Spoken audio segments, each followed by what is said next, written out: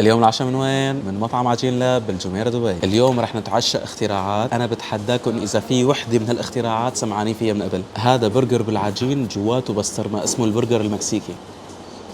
شايفين على هالمناظر هاي؟ بشوفوا قطعة البسطرمة.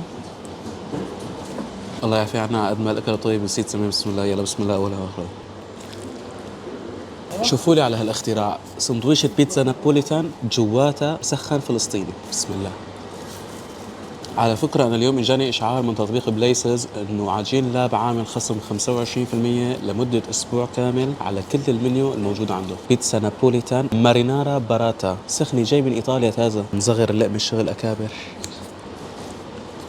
هلا لذيذ جدا بس أنا طريقة الأكل ما عجبتني. بسم الله. الحمد لله رب العالمين، هذا كان عشاء اليوم، عشاء خفيف نظيف ما تقلنا مشان نروح نتعشى مع الشباب. إن شاء الله يكون عجبكم الفيديو، وكالعادة يا سادة الصلاة على الحبيب تجلب السعادة.